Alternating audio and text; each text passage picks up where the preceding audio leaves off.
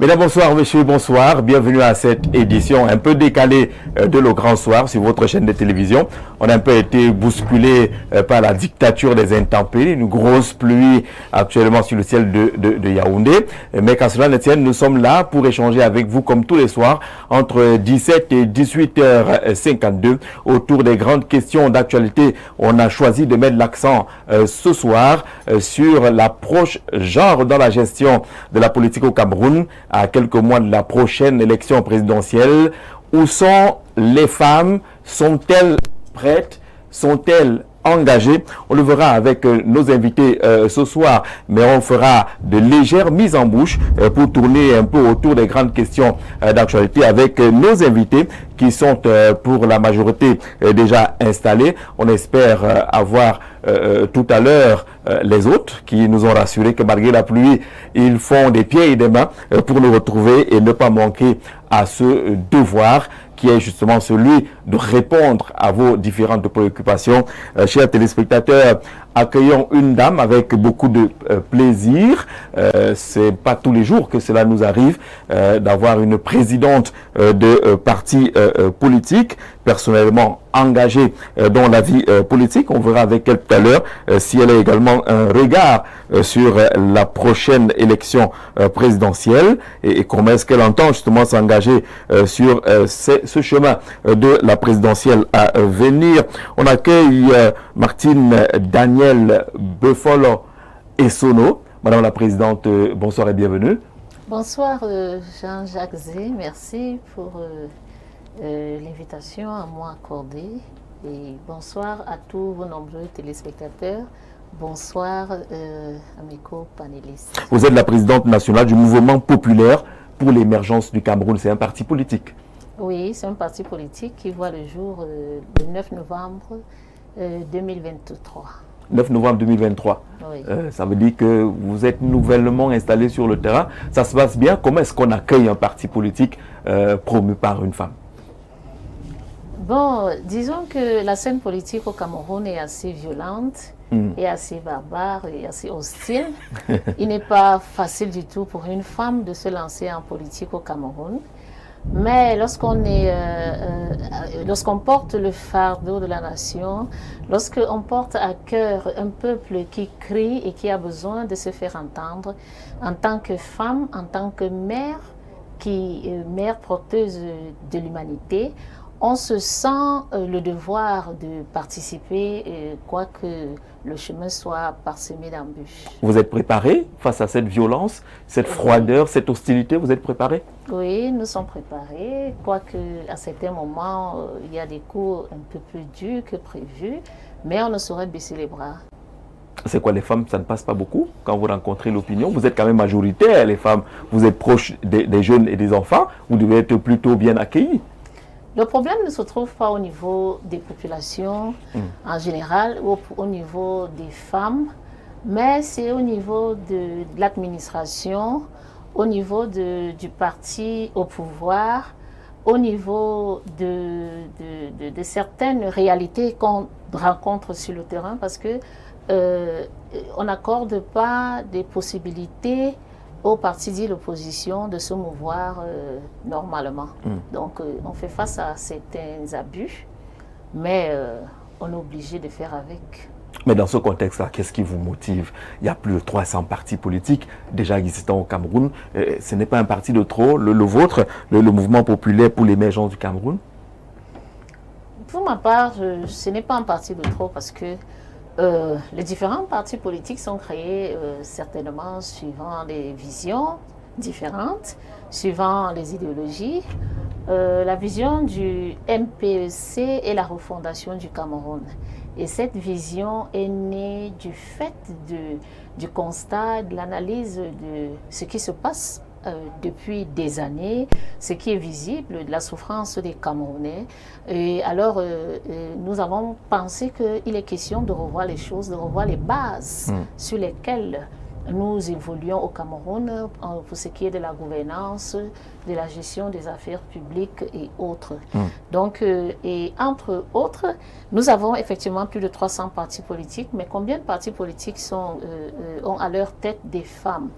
Il se trouve que Dans la plupart des partis politiques, les femmes sont marginalisées. Oui. Parce que lorsque vous adhérez à un parti politique qui a à la tête un homme, il est dit d'avance que les femmes ne doivent pas occuper certains rangs, ou alors elles ne doivent pas dépasser certains niveaux. Ce qui bloque un peu les femmes qui sont suffisamment ambitieuses comme moi. Parce que dans certains partis, on trouve les petites chambres, on dit organisation des femmes, vous restez là-bas, organisation des femmes, vous restez de ce côté-là. Vous, ça vous gêne qu'on puisse cantonner des femmes à des chambres spécifiques. Oui, il ne faut pas tuer le génie, il faut laisser chacun s'exprimer.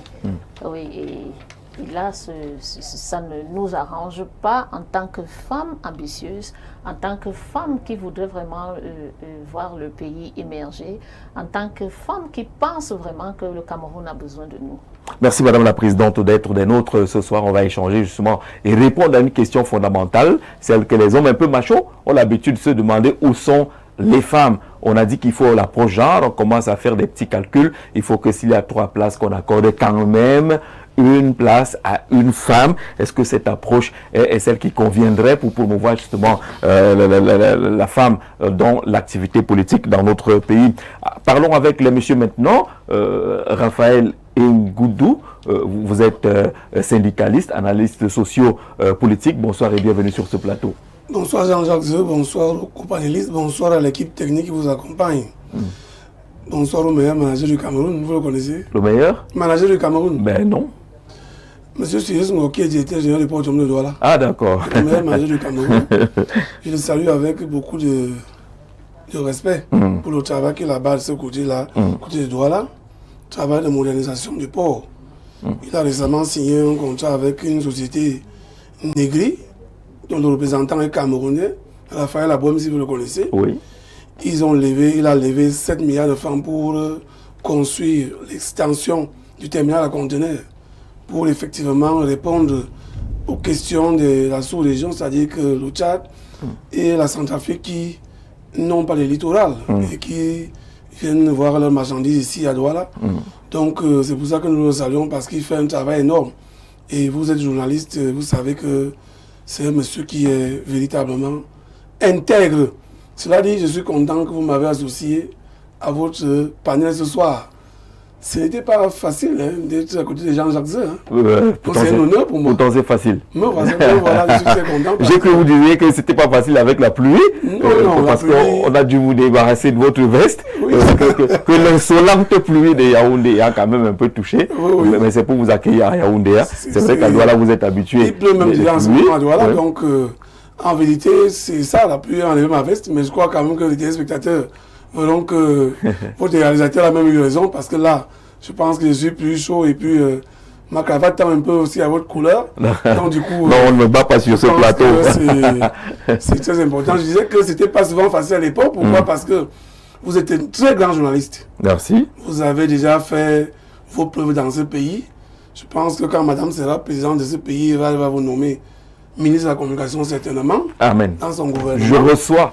Donc vraiment le plaisir est le mien de parler de ce plateau aussi avec les co-panélistes. Merci. On accueille Hubert Etoundi, qui est un habitué justement de ce plateau, qui est panafricaniste, qui est directeur de publication, on va le dire ainsi. Bonsoir Hubert et bienvenue. Bonsoir Jean-Jacques, bonsoir à tous les téléspectateurs, nombreux qui nous suivent, que ce soit au Cameroun, en Afrique et dans le monde. Bonsoir aux co-panélistes. Il y a une dame responsable d'un parti politique et aussi le sociopolitologue. Mais peut-être que je vais faire comme le sociopolitologue. Je dis bravo à l'archevêque métropolitain de Yaoundé, c'est-à-dire Monseigneur Jean Baga. Vous savez que c'est vrai, l'Église catholique célèbre une année sainte, mais lui il a pris l'initiative justement de rassembler dimanche prochain tous les hommes de médias, communicateurs. Dimanche prochain en Olivier. Et C'est une initiative à féliciter. Pourquoi? Parce que nous vivons actuellement, la dame a sorti, la présidente a sorti des mots là, nous vivons actuellement avec le prélude à l'élection présidentielle de novembre, d'octobre prochain. On vit un climat de tension, un climat de tentative de caporalisation des hommes de médias et même des médias. Ça se joue d'une manière assez astucieuse et rusée. Il y a des gens qui proclament aimer le Cameroun par-dessus tout, mais on voit en réalité qu'il y a un façonnage d'opinion, il y a une construction, hein, c'est-à-dire on veut diriger les gens, on veut les canaliser, on veut les orienter même, et peut-être même gouverner leur choix par force. Oui. Et donc au plan communicationnel, éthique et déontologique, c'est pas bon. Donc il faut dire à la scène politique, la dame venait de sortir des mots là, il faut dire aux politiciens camerounais, à la scène politique, que c'est éthiquement maladroit et c'est même malsain de vouloir gouverner les choix des gens. C'est-à-dire, en politique, on va c'est-à-dire on va convaincre les opinions, on va convaincre les électeurs. On fait une communication de propagande, voilà. Mais on ne fait pas une communication martiale.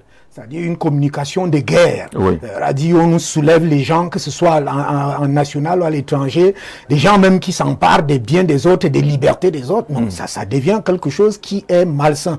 Donc, en remerciant Monseigneur Jean Barga, archevêque de Yaoundé, qui a convoqué donc par rapport aux activités de l'Église, mais c'est tous les journalistes, c'est-à-dire c'est un jubilé de la communication, et je crois que peut-être le message qui doit être donné dans ce genre de forum et de rassemblement que je souhaite qu'il se multiplie, c'est que les gens laissent les opinions, les libertés tranquilles, mais qu'ils travaillent dans leur projet, dans leur action politique. Parce qu'il y en a qui vous étiquettent directement. Si vous affichez ouvertement votre position, vous devenez un homme à abattre. Les artistes qui ont osé afficher également leurs préférences sont traqués, chassés comme des souris un peu partout. On exprime notre liberté démocratique. En tout cas, on salue cette initiative. On va partager justement cela avec l'archevêque métropolitain. On va présenter un peu les unes de votre journal qui s'appelle Afrique Plus. C'est tout nouveau. C'est tout beau, avec beaucoup de couleurs d'ailleurs. Est-ce qu'on va pouvoir voir quelques-unes d'Afrique Plus, qui est nouveau dans les kiosques depuis combien de temps déjà? Disons que c'est un cabinet communication qui existe depuis 2019, mais qui a ce projet magazine-journal qui était toujours mis en berne. Mais maintenant que les jeunes à côté de nous se sont saisis pour justement le mettre en vitrine et sur orbite, que ce soit au Cameroun, que ce soit en Afrique, c'est une initiative qui est louable. Et vous voyez là que vous voyez une dame qui justement a eu le courage. La dame venait de dire tout à l'heure que la scène est barbare. Le mot, parce qu'il y a eu une gradation de mots.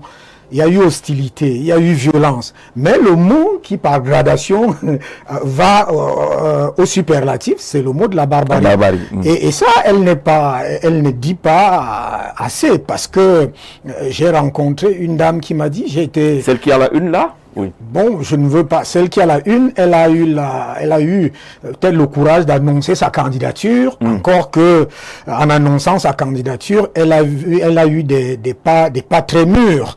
C'est-à-dire, elle a subi, cette intolérance de plus en plus marquante. Voilà, qui marque la scène politique. Elle a eu ce courage. Mais, par rapport à elle et à la dame qui est sur le plateau, il y a une dame qui m'a confié que j'ai été invité par un grand responsable politique, un leader politique de ce pays, et je ne voulais même pas le rencontrer, mais curieusement, je suis quand même convaincu par mon interlocuteur, mais quand j'arrive chez ce monsieur, c'est une personne qui est présentée par tout le monde, très beau, ça dit que c'est le premier, ainsi de suite, mais qui m'a reçu comme un tyran. C'est la dame qui me dit ça. Il m'a reçu comme un tyran. Et en sortant, j'ai dit, je ne mettrai plus pied là-bas. Vous comprenez donc ce qu'Alam a dit là tout à l'heure. Sur la barbarie de la scène politique. Est très profond et très sérieux. Peut-être ça se passe dans les murs et quand on vient sur des plateaux de télévision comme celui où nous sommes, on essaie de polir les opinions, on essaie de parler d'une certaine manière. Mais moi là, je vous parle de manière investigative. Et le Afrique Plus justement, dont vous venez de montrer la une là, est un journaliste qui est un magazine qui fait justement dans cette investigation par rapport à ce mouvement électif au Cameroun. Et il y en a aussi bien en Afrique, hein, parce que vous savez que ce qui s'est vu au Cameroun, c'est pas la chose la moins partagée dans d'autres pays africains. D'accord, on espère retrouver bientôt Madame Buffalo et son dans la une d'Afrique Plus, parce qu'elle également est engagée. Elle pourrait également nous dire tout à l'heure si elle aspire également à gérer le Cameroun et si elle pourra se lancer à la course au fauteuil présidentiel au mois d'octobre prochain. Accueillons Maître Andy Simon Pierre, il est avocat au barreau bon voilà, maître, vous êtes expert criminel. Expert criminel, c'est quand on dit maître, on voit directement les avocats. Vous êtes expert criminel. Secrétaire, voilà, vous êtes membre du collectif, président d'ailleurs du collectif des conseils de Christelle Bella Bikoué. Pour ceux qui ne savent pas, Christelle Bella Bikoué, c'est cette jeune dame qui fait la une ces derniers temps avec cette affaire de marmite de coq aux urines. Et vous êtes de ce collectif-là. Vous avez donné une conférence de presse tout à l'heure. C'était pour nous dire quoi? Qu'elle n'a rien fait? Bonsoir et bienvenue. Merci, très cher Jean-Jacques. Et je suis très content de vous voir pour la première fois de la vue, de mes yeux physiquement. Ah, d'accord. Je me suis vu à la télé. Et puis bon. Mais là, maintenant, vous êtes dans la télé même. C'est ça, et puis je suis très content. Ça risque de distraire mes idées, mais je ne veux pas me laisser emporter. Non, restez concentré. Surtout que la question, elle est fondamentale. Alors, pour revenir sur votre question, déjà, je voudrais vous relancer sur la présentation que vous avez faite de moi. Je suis effectivement maître Andy Simon Pierre. Je ne suis pas avocat au barreau du Cameroun, je n'appartiens pas au barreau du Cameroun. D'accord. Vous savez, les avocats sont très jaloux. C'est normal. C'est pas évident. Hein. Voilà. Le concours, c'est pas tous les 7 ans. C'est pas le concours, c'est l'examen. Voilà. Alors, je ne veux pas rentrer dans ce débat. Je voudrais donc vous dire que je suis maître Andy Simon Pierre, je suis expert criminel, assermenté. Je suis secrétaire général de la Chambre nationale des experts criminels du Cameroun. Je suis juriste criminologue et spécialiste en identification criminelle. D'accord, ça fait costaud ça. Alors, en termes de conseils, tel que vous avez reçu l'information sur le collectif des conseils de Christelle Bella Bikoué. Déjà, vous savez, le code de procédure pénale a prévu quand même que pour être conseiller, on n'est pas forcément obligé d'être avocat. D'accord. Là, on est d'accord là-dessus. Allons à l'essentiel. Le collectif est donc constitué de 4 avocats au barreau du Cameroun et de 3 experts criminels, parmi lesquels moi, étant le porte-parole. Et ce collectif, les honoraires des conseils et des avocats, qui seront entièrement payés par la Chambre nationale des experts criminels du Cameroun, dont je suis le secrétaire général. D'accord. Alors, pour revenir donc sur l'affaire, vous savez, on ne pense pas qu'avoir un conseil ou un avocat, c'est forcément dire qu'on tient à venir dire que la personne ne se reproche de rien. Mais la personne a des droits qu'il faut protéger. Toute personne contre qui un tribunal n'a pas rendu une décision définitive pour établir sa culpabilité bénéficie de ce qu'on appelle la présomption d'innocence. Et cette présomption d'innocence est garantie jusqu'à ce que sa culpabilité ait été établie au cours d'un procès dans lequel toutes les possibilités et toutes les garanties protégeant ses droits lui ont été réservées. Alors, nous avons fait le collectif parce que nous sommes rendus compte, effectivement, ça nous rappelle l'histoire, Jésus qui trouve une dame qui est sur le point d'être lapidée et qui demande qu'on lui jette la première pierre pour celui qui n'a pas commis le péché. Dans notre pays, il y a eu beaucoup de choses semblables. Des biens relatés, des repas variés, des produits périmés dans les supermarchés. Il n'y a pas eu de reconstitution de faits. Il n'y a pas eu un tel acharnement. Et puis, depuis un certain temps, les réseaux sociaux et les médias, excusez-moi, je suis dans un média, se transforme en juridiction de jugement. Et puis la société, il y a des procureurs, des membres de la société qui se transforment en procureurs, en officiers de police judiciaire, en juges. Et du coup, il faut prononcer une décision contre X ou Y simplement parce qu'on a vu son image dans les réseaux sociaux. Pourtant, c'est un très grand piège dans lequel beaucoup de gens peuvent tomber.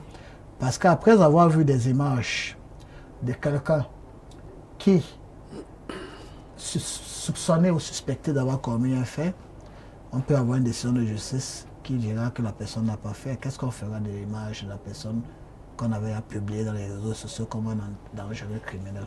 C'est la raison pour laquelle nous avons décidé de créer ce collectif pour effectivement prendre sa défense, défendre ses droits. Et je vous le livre en exclusivité, nous avons assisté hier à son audition. La phase de l'audition qu'on appelle la confrontation. Nous avons un peu sursauté lorsque nous avons vu ceux qui prenaient part à cette phase de la procédure judiciaire qu'on appelle la confrontation. Alors, on va nous brandir un marteau selon lequel il ne faut pas commenter une affaire qui est pendante. On reste encore sur la forme, les choses vues. Voilà. Ce qui vous irrite davantage, c'est cette reconstitution des faits qu'on a vu en Vogada avant-hier, qui a exposé et affiché le visage de cette femme et qui s'est fait juger sur place. Et certains médias ont été sentencieux dans le traitement de l'information. Effectivement, c'est ça qui a créé la révolte interne.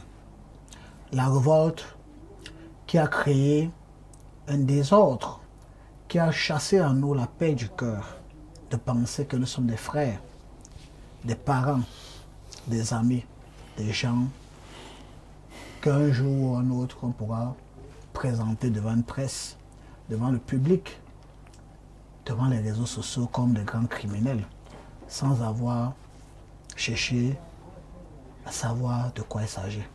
Monsieur Jean-Jacques Zé, je vais vous dire que lorsqu'une affaire quitte le macadam pour se retrouver dans les murs de la justice, en passant par les couloirs de la police judiciaire, nous sommes obligés de cuisiner cette affaire afin de servir un plat qui sera digestif pour ceux qui veulent consommer cette affaire. Et lorsqu'on veut cuisiner, il faut être soit froid, soit chaud, soit cassé. C'est comme on va nous demander de faire bouillir un œuf et le manger sans l'avoir cassé ou de faire l'omelette sans casser les œufs. Alors lorsque nous nous retrouvons dans les murs de la justice, nous sommes obligés d'avoir une analyse froide, sincère et sans passion de la chose. Alors pour revenir sur cette constitution de faits que nous trouvons vulgaire et tendancieuse. Parce que juridiquement, la constitution de faits est une procédure qui consiste à rentrer sur les lieux de la commission d'une infraction, qualifiée crime ou délit, on peut même parler des accidents, pour pouvoir rapporter des indices, des traces matérielles qui peuvent renseigner sur des circonstances dans lesquelles un crime ou un délit a été commis. Et pour que cela soit bien fait, 3 conditions doivent être réunies. Le lieu, la personne et les outils. Alors, lorsque on vous amène faire une reconstitution de faits pour quelqu'un qui a, en bon français, on dit, fait une miction d'urine. Elle a pissé dans la marmite. Non, écoutez. Vous restez dans le bon français. Moi, je suis dans le français. Même si on vous demande tout partage l'information. Bon, voilà. Je vais même utiliser le langage qui permettra que tout le monde qui est devant le petit écran peut nous écouter. Restons, on nous amène donc devant reconstituer un fait dans lequel quelqu'un a pissé. On fait donc comment? Vous savez donc ce qui nous amuse. Quand on dit que quelqu'un a ôté la vie autrui à l'aide d'une machette, la machette doit être présente. Un mannequin doit être présent pour les lieux, nous devons le retrouver. Comment reconstituer l'action de pisser? On te demande de pisser. Voilà. C'est ça le problème de ce Jean-Jacques Zay. Ce pays est un pays sérieux. La justice, la police judiciaire est sérieuse. Il ne faut pas que la passion soit au-dessus de la justice et du droit. Je vous ai dit... Oui, mais chuter parce qu'on va permettre à tout le monde de coller un mot là-dessus. Je vous ai dit, tant que c'est dans la rue, tant que c'est dans les réseaux sociaux, on peut avoir tout genre d'analyse. Mais dès qu'on rentre dans un processus judiciaire, en commençant par la police judiciaire, nous sommes obligés d'être froids et sincères, sans état d'âme ni passion. Une reconstitution des faits pour quelqu'un qui est reproché d'avoir, ou à qui on reproche d'avoir uriné dans une marmite, vraiment, c'est la recherche du sensationnel et d'apparition dans les médias. Je vais vous dire pourquoi j'ai cette position-là, M. Jean-Jacques Zay. On a découvert combien de lieux de frélatation de bière à canette ou de bière et de boissons alcoolisées dans ce pays. Vous avez vu quelle reconstitution de faits? Vous avez vu où? Et mais c'est pas parce qu'il n'y en a pas là-bas qu'on ne devrait pas en faire également. Le plus pertinent, c'est parce que je vais vous dire, honnêtement, lorsque cette reconstitution de faits est faite, c'est combien de temps après les faits? Dans notre actualité au Cameroun. Vous n'avez pas refusé à la police le mérite d'avoir été... Non, c'est pas ça. Quand moi j'ai vu les photos, de ceux qui l'ont arrêté, ils étaient gonflés à côté d'elle comme si on avait été un dangereux terroriste qui perturbait l'ordre public. On ne peut pas se vanter d'avoir arrêté. Mais l'homme c'est le ventre. On peut pas quand ça concerne le ventre, c'est là-bas que réside la vie. On ne peut pas se vanter d'avoir interpellé ce genre de personnes. Soyons sérieux. Pourquoi pas? On ne peut pas se vanter. Maintenant, je vais vous dire que lorsque l'unité de police judiciaire qui a procédé à l'arrestation de cette dame, les photos que nous avons eues nous permettent quand même de savoir, parce que le chef de cette unité apparaît sur ces photos. Et maintenant, l'unité de police judiciaire qui vient faire cette reconnaissance des faits est au-dessus. Mais dis donc. D'accord, vous allez reprendre la parole tout à l'heure. Oui, vous allez reprendre la parole tout à l'heure. Ne vous en faites pas. Raphaël, vous avez suivi cette affaire, même étant à Douala.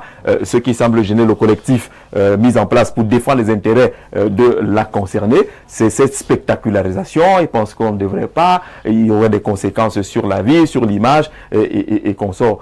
Vous avez regardé cela. Quel a été votre regard justement? Et quand vous écoutez Maître Andy? Le premier regard, c'est pourquoi la dame a choisi de filmer au moment où elle urinait dans la marmite d'Okok. Ce sont les interrogations qui passaient dans ma tête. Il y a plusieurs années ici à Yaoundé, j'y travaillais encore. Au lycée Leclerc, on a eu ce même problème d'Okok, où on disait que, entre guillemets, que la dame mettait des excréments dans l'Okok. Oui. Et le proviseur d'alors s'exclamait dans une radio de la place pour dire que lui-même envoie souvent le plat de chaque midi pour que la dame lui serve le coq. Bon, à ces années-là, il n'y a pas vraiment eu tout ce que Maître évoque là. Et puis, il y a une question également. Celui qui a fait fuiter l'image, la vidéo dans le téléphone de la dame, puisque là maintenant les faits sont là. La dame a uriné ou l'a pissé dans la marmite de coq. Les gens ont certainement consommé. Dieu nous garde. On dit souvent ça au quartier, que c'est Dieu seul qui nous garde. Parce que si on commence à regarder ce que nous mangeons dehors, Madame la Présidente va nous dire que mieux on mange dedans. Une fois, on ne va plus manger dehors.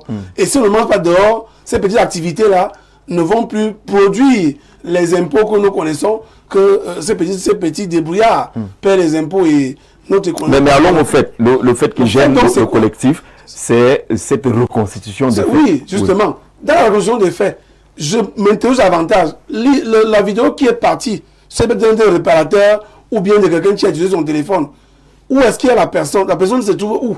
Puisque actuellement... Le lieu, si on peut parler du crime, le lieu du crime, cette personne-là, qui a fait fuiter l'image. Maintenant, il y a son petit ami ou bien son copain qui est aussi gardé. Qu'on a aussi garde à vue là maintenant. Qu'on a utilisé pour que la dame revienne. Ou bien pour qu'on capture la dame. Le monsieur, lui, il est donc coupable en quoi? On dit que co-acteur ou bien co-accusé, tout ce que les juristes Ou vont dire, recèle. ou est-ce que le monsieur aussi a Vous allez la réagir mamie de en spécialiste, vous précision. allez Oh, réagir. vous lui ajoutez. Permettez qu'il pose la question pêle-mêle, vous allez Il se réagir en trouve spécialiste. que la police, ce monsieur-là a aidé la police à mettre la main sur sa copine. Autre chose, actuellement, il parlait tout à l'heure des cas. On a vu un monsieur qui fabrique les bières tant consommées dans les snacks, la petite bière verte là, qui va donner le nom ici. Le monsieur également, à Bafoussam, a utilisé les urines et il a dit qu'il fait ça parce qu'il avait faim. La dame dont on parle, Dame Bikoué, a dû demander pardon au peuple camerounais. Je crois qu'elle l'a fait. Ça veut donc dire qu'on n'aurait pas dû arriver à ce niveau-là parce que les faits sont là, la vidéo est là. Et il y a d'autres vidéos quand même qu'on a vues au Cameroun, Jean-Jacques. On a vu une dame, fut-elle footballeuse, dans des situations très compliquées avec une autre dame. Donc vous voulez aussi le conscient des faits. C'est pour dire qu'à un moment donné, là. ces faits limiers de FMO qui peuvent se saisir, tout comme le procureur peut se saisir, il faut donc pas qu'on soit Deux poids, deux mesures dans ce genre d'affaires. Et puis pour finir, la dame peut vous dire que la mamie dans laquelle je pissais là, c'était mes remèdes traditionnels. Jean-Jacques qui peut nous démontrer, là, en ce moment, voici un expert criminel qui peut nous démontrer que cette mamie-là contenait nos corps que nous mangeons. Elle peut vous dire que nous sommes les hommes de la forêt. On a nos potions que nous concordons tous les jours pour notre santé, puisque nous avons grandi avec. Elle vous dit que j'étais en train de concocter le médicament qui va nous permettre d'avoir les jumeaux, mon mari et moi. Par exemple, est-ce que quelqu'un va nous venir nous démontrer le contraire là-dessus? D'accord. Bonjour Jean-Jacques, nous sommes concentrés. Demande à Maître Andy Simon de parler fort. C'est Élie depuis Tibati. Vous vouliez réagir justement pour faire quelques précisions en répondant également à la doléance qui vient de Tibati. Oui, oui. Très important hein, à ce sujet. Je vais vous dire quelque chose. Peut-être les gens ne savent pas. Moi, j'ai assisté personnellement à la confrontation hier au commissariat central numéro 4 de la ville de Yaoundé. Et lorsque j'ai demandé qu'on me dise la qualification des faits qui sont reprochés à cette dernière, oui. J'ai retenu qu'ils ont qualifié les faits d'altération d'aliments. Altération d'aliments.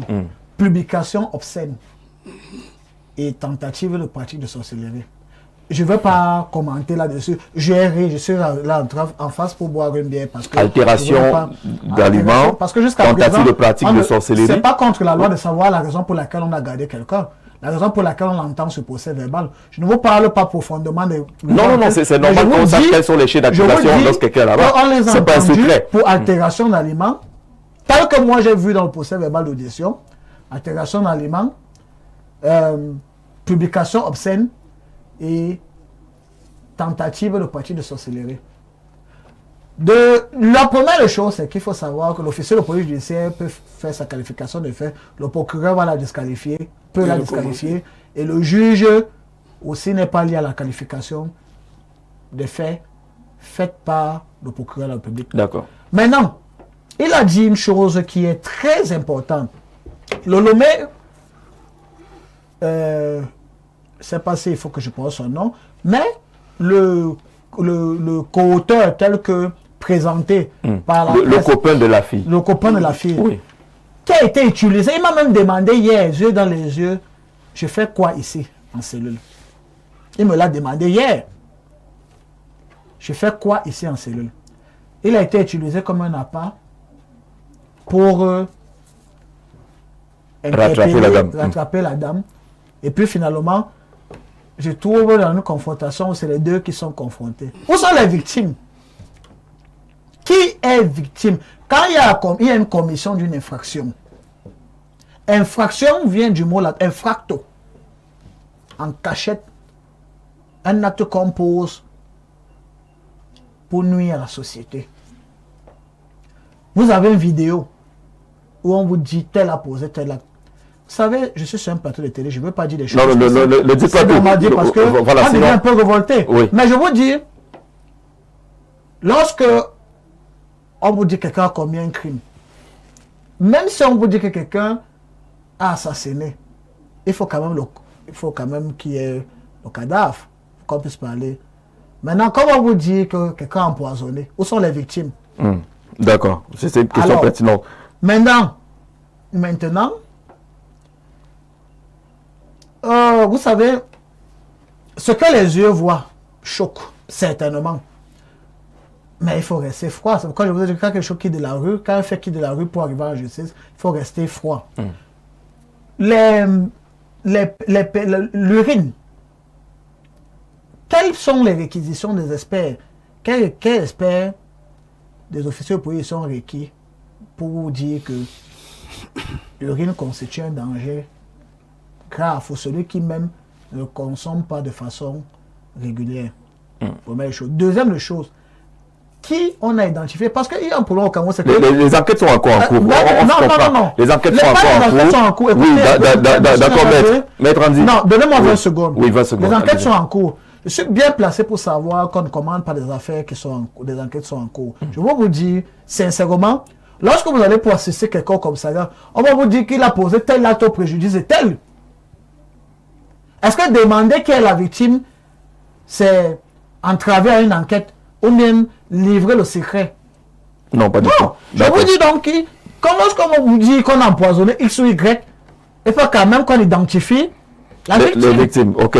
Altération d'aliments, on retient justement les chefs d'accusation là-bas. Hubert, qui a suivi également cette affaire, je sais que vous étiez engagé dans le cadre des chroniques judiciaires. Alors quelqu'un dit, excusez-moi, est-ce que cette petite marmite était pour la commercialisation? Là encore, on nous dira. On a quand même vu la taille de la marmite. Je vous promets que lorsque cette fille sera déférée devant le parquet du procureur de la République, je vais vous appeler pour assister à son défèrement. Et de là, j'aurai un langage qui sera très différent de celui que j'ai parce que les officiers policiers sont passionnés. Et je vais vous dire... Là-bas, vous serez dans votre rôle. On parlait de justice. À l'intérieur, là-bas, c'est dans votre rôle. Voilà ce qui se passe. D'accord. Hubert, cette affaire qui semble indigner le collectif et d'autres Camerounais d'ailleurs sur la reconstitution des faits. Le collectif a donné une conférence de presse tout à l'heure, c'est sa position et marqué cette indignation. Vous comprenez cette indignation? C'est une affaire un peu complexe. Complexe parce que nous sommes dans un pays aussi qui est complexe et même compliqué. Avant de parler du collectif, je préfère d'abord, parce que vous êtes journaliste, je le suis à la base, et il a dit des choses là qui rentrent dans ce que nous faisons, c'est-à-dire que je suis enseignant de journalisme, donc il faut quand même parler souvent avec beaucoup de prudence pour ce métier et pour ceux qui le font. Peut-être il y a des égarements, mais c'est pas tout le monde qui fait dans les égarements. Donc, c'est pour ça que je préfère commencer, avant de venir sur le collectif, très rapidement, sur, par exemple, ce que les journalistes font là-dedans. Vous savez, aujourd'hui, chers spécialistes de la criminologie, nous sommes passés de l'ancien mode de la communication dans le monde, un nouveau mode de communication. Il suffit que vous ayez votre clic ici, ce que vous faites ici arrive à Washington, au même moment. Oui. Donc, en réalité, il est difficile aujourd'hui, ça dit que votre premier discours, il est difficile aujourd'hui de reconfigurer les informations et de les garder soi. Vous ne pouvez plus le faire, même par sorcellerie. C'est difficile. Le problème n'est pas de les garder, mais c'est le traitement qui avait j'arrive au traitement. Qui avait directement condamné dans le traitement la dame en question. C'est de ça qu'il s'agit. Non, Jean, je continue. Oui. Maintenant, le problème c'est quoi? Le problème c'est que le fait en lui-même, je commence par le fait. Le traitement c'est autre chose. C'est pour ça que j'ai dit que les gars, ceux qui traitent, ils traitent parfois avec des propensions et autres. Mais le fait lui-même est derrière. Le fait, c'est qu'il y a une vidéo qui transparaît et qui vient par un téléphone et qui chute directement sur les réseaux sociaux. Ce fait-là, j'ai dit, même par sorcellerie, vous ne pouvez pas le limiter. C'est-à-dire, il est déjà parti. Et la femme et son visage sont déjà reconnus. C'est-à-dire que vous ne pouvez plus retirer ça. Mais maintenant, le fait donc étant là, c'est là que tout doit se jouer. Il s'agit de quoi effectivement? Est-ce que les journalistes qui prennent ça des réseaux sociaux, essaient de se poser des questions de savoir, parce qu'il y a des questions d'éthique et de déontologie. C'est-à-dire, en traitant, par exemple, nous sommes ici à Info TV, si maintenant je traite cette information qui vient des réseaux sociaux en exposant la femme, en accusant la femme, ainsi de suite, est-ce que je suis dans les normes? C'est là où on se pose la question. Mais maintenant, cela étant déjà sorti, moi je parle maintenant de la reconstitution des faits. Non, monsieur le spécialiste de la criminologie, vous ne pouvez pas faire le parallèle qu'il y a eu telle chose on n'a pas fait dans un pays de droit. Peut-être on le fait maintenant, et maintenant ça peut constituer ce que vous dites dans la justice, ça peut constituer une jurisprudence. Parce qu'en réalité, ce n'est pas parce qu'on laisse certaines choses qu'on doit laisser d'autres. Hein? Ça veut dire quoi? Qu'est-ce que je veux dire? Je veux dire que il faut attirer l'attention de la justice sur tous les faits possibles. Et pour ne pas arriver à 2 poids, 2 mesures. Et j'arrive maintenant sur le collectif. Le collectif... Non, sur la reconstitution des faits, oui. Si j'ai écouté Maître tout à l'heure, oui. C'est que comment reconfigurer la scène de crime sur ce qui s'est passé en Vogada. Non, c'est quand on va reconstituer les faits, oui. Comment les interpréter, comment jouer ces faits-là. C'est pour ça que j'arrive maintenant au collectif pour cette reconstitution des faits, que le collectif a tout intérêt à s'indigner, hein? Parce que il y a des faits qu'on peut reconstituer, mais il y a d'autres qui, en réalité, la reconstitution pose il y a des problèmes. Hein? C'est-à-dire la configuration de la reconstitution. Vous allez reconstituer une femme qui est en train de pisser. Comment vous allez procéder? Est-ce que cela, juridiquement, est faisable? Nous sommes là dans la reconstitution des faits. Et même quand vous reconstituez, en reconstituant, qu'est-ce qui doit être pris? Parce que il y a le fait que la femme a fait la vidéo. La vidéo a été mise dans son... pratiquement dans son téléphone. Oui. Est-ce qu'on va reconstituer comment ça, elle a été mise, le circuit dans le téléphone, et maintenant comment elle a fuité, et le lieu où elle a fuité est revenu. Donc c'est une gymnastique, et c'est là où je reviens sur le collectif, que le collectif a tout intérêt à s'indigner, parce que il y a des choses qui, logiquement, et même scientifiquement, ne se comprennent pas dans ces reconstitutions des faits, à moins qu'il y ait des canons juridiques, c'est-à-dire que... Même le restaurant a été détruit. En question. Madame la Présidente va dire un mot là tout à l'heure. Allez-y, maître. Ce que je veux même dire là, c'est quoi? Dans la reconstitution des faits, soyons sérieux. Vous avez une vidéo dans laquelle apparaît une personne qui a fait X ou Y. Les conditions d'une reconstitution des faits sont, je vous ai dit, sont 3. 1. Le lieu. 2. Les acteurs. 3. Le matériel. Ah, c'est là où il y a problème. Et je vous dis donc que l'objectif recherché, l'objectif visé par une reconstitution des faits, c'est effectivement de pouvoir renseigner. C'est une simulation de la commission d'infraction qui vous voit la vérité. Quand on va vous dire que quelqu'un est ruiné, vous ne pouvez pas reconstituer les faits sans qu'il urine. Voilà, par exemple, c'est ça. C'est là où je vous assure. Donc, ça dans la recherche du sensationnalisme. Quand on veut créer une certaine visibilité, avoir une certaine visibilité dans les médias et tout, il faut qu'on évite certaines hontes. Donc, ça, c'est une reconstitution de honte. Il faut être sérieux. Juridiquement, je vous assure que quand... D'abord, non, peut-être qu'il faut dire que les normes juridiques ne permettent pas qu'il y ait... Ça ne peut pas répondre à la reconstitution des faits. Ne répond pas aux normes. Voilà, c'est ce qu'il faut dire. Aucune condition. Voilà ce qu'il faut dire. D'accord. Puisqu'on a vu la vidéo, on ne sait pas où et quand. Si la victime vous dit que j'ai fait, comme elle a dit. Elle dit en décembre. J'ai fait. Attends, non. Elle dit qu'elle fait la vidéo en décembre. Non, mais vous savez ce qui m'indigne beaucoup plus en ce que ça est fait. Elle est faite pour quoi? Pour qui? Quand on a interpellé cette dame combien de jours après les faits, l'actualité dans les réseaux sociaux, on parlait d'autre chose. Les gens racontaient déjà des histoires d'un footballeur qui a gagné à l'entrée du stade et tout. Il y avait une autre chose qui se parlait au football, qui se parlait dans les réseaux sociaux. On pouvait même l'arrêter, l'entendre, la déférer devant le procureur. Ça serait passé, elle allait reprendre ses actes. Cette reconnaissance de fait a mis un jeune Camerounais en danger. Ça, il faut le dire de façon péremptoire et de façon avec beaucoup de colère, beaucoup de sérieux. Ce jeune Camerounais, parce que la dame encore, c'est elle qu'on a vu dans la vidéo, on peut encore ne pas vouloir convaincre les gens que c'est pas bon. Maintenant, son copain, il est quoi dans l'affaire? C'est pas moi qui vous dis. Mais vous avez vu le chef de cette unité de police judiciaire dans les médias vous dire que vous donnez, c'est seulement passé l'affaire. Le mode opératoire, comment ils ont procédé pour l'arrêter. Et maintenant, on le brandit comme co-auteur. Sont sérieux? On a même dit qu'il était infidèle. Parce qu'on l'a piégé avec une autre fille. Ah, mais voilà. On a également affiché que le type est infidèle.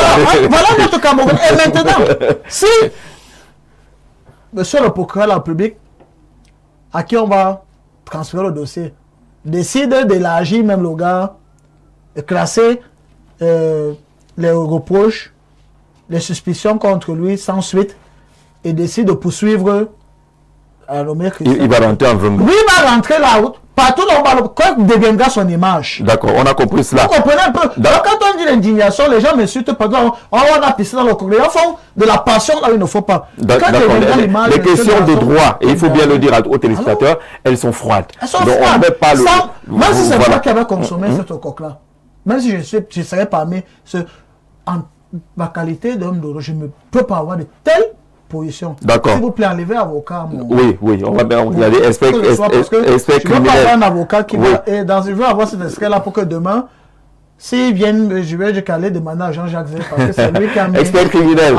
C'est bon, on a compris. Bonsoir Jean-Jacques, bonsoir à ton panel. C'est vrai, il faut préserver la dignité de la restauratrice, mais il faut également dire que si elle a servi ce repas à ses clients, elle a procédé à une tentative d'empoisonnement puisque les urines pouvaient être porteuses de virus et de bactéries. De grâce, monsieur l'expert, voilà, mais il faut déjà faire comment on appelle ça, prélever ces urines-là, aller au centre Pasteur ou ailleurs pour démontrer que ces urines-là pouvaient être porteuses justement de bactéries et autres. J'ai trouvé très scandaleux la théâtralisation faite par la police. Cette reconstitution était plus scandaleuse que les faits reprochés à la dame au cours de ce théâtre.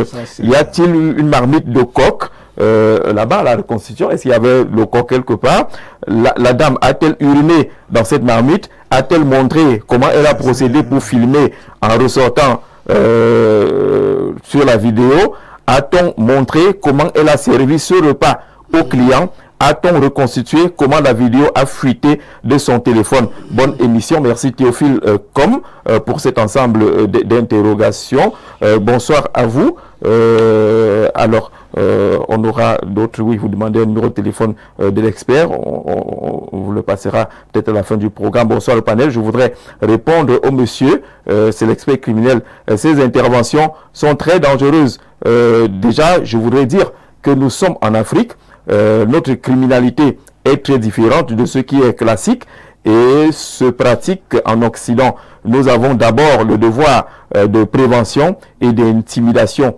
Ici, l'intention peut valoir l'acte. Défendre cette femme, c'est continuer d'entretenir du libertinage au Cameroun. Ici en Afrique, on maudit, il y a effet. Comment aller juger cela? Comment on va juger cela? En ce qui concerne la reconstitution des faits, je pense que c'est juste un spectacle tant qu'il n'y a pas de victimes attestées. Sinon, on va faire dans la voyance. C'est Onagil qui se contredit un peu dans son message. Madame la Présidente, votre lecture de cette affaire? Bon, à la vue de ces images, j'ai été choquée parce que l'intimité d'une femme était exposée. Avant d'entrer dans la qualification des faits, dire par exemple si elle a voulu empoisonner les clients, quel que soit ce qu'elle a fait, il faut se poser les bonnes questions. Premièrement, pourquoi avoir filmé? Quel était le projet? Qu'est-ce qui s'est passé pour que la vidéo fuite? Et ainsi de suite. Tout part de là. Donc, en fait, c'est une histoire qui m'a rappelé un peu, excusez-moi, l'histoire de Balthazar. Donc, je me suis demandé, est-ce que vraiment nos forces de police avaient besoin de faire tant de bruit autour de l'affaire? Je pense que s'il faille aimer vraiment faire le bruit, produire ou alors attiser le sensationnel, il faudrait au moins attendre que les enquêtes soient convenablement faites et que on trouve effectivement les coupables, ou alors qu'on sache pourquoi cette scène a été filmée et si effectivement les clients de cette dame ont eu à consommer ce repas. Parce que, effectivement, au Cameroun, nous aimons beaucoup le sensationnel, nous aimons le show, nous aimons le bruit, et ça fait que ça nous amène à nous éloigner des objectifs, à nous éloigner de ce qui est important. Donc, en tant que juriste, parce que je suis juriste, je suis entièrement d'accord avec ce que dit le monsieur, parce que en droit, on analyse les choses loin des émotions. Parce qu'il y a des choses, il y a des actes qui parfois ont une apparence telle que nous voyons, telle qu'on peut imaginer, mais qui à la fin nous amènent dans des résultats différents. Alors, si par hasard, à la fin, on se retrouve en train d'avoir quelqu'un qu'on avait accusé au départ, qui est acquitté, comment allons-nous faire pour réparer l'image ternie, pour ramener la dignité de cette dame? On ne perd rien à attendre que les enquêtes soient faites pour qu'à la fin, si cette femme est condamnée, si toutes les preuves sont contre elle, qu'elle soit soumise à la peine qui est rédigée, qui est prévue à cet effet. On ne perd rien. Il ne sert à rien de courir, il ne sert à rien de créer des spectacles, ce n'est pas un film. Il s'agit d'une histoire assez importante qui parle, qui interpelle les uns et les autres. Donc, voilà. Alors là, on est au-delà du fait qui peut être choquant, du fait qui peut poser des questions. Voir quand même quelqu'un uriner dans une marmite, qu'on le veuille ou pas, c'est choquant pour les uns et les autres. Mais quand on entre dans les couloirs du droit, et madame le dit, il faut se débarrasser des émotions pour gérer le problème et ne pas en générer beaucoup d'autres. Parce qu'en voulant gérer cette affaire telle que ça a été fait, il y a beaucoup d'autres problèmes qui sont créés derrière. Non, Jean-Jean, il faut dire que, je le relevais tout à l'heure, les fins limières de la police ou de la gendarmerie peuvent nous aider également. D'ailleurs, c'est pour continuer l'enquête. La personne qui a fait fuiter la vidéo doit être interpellée. Par exemple.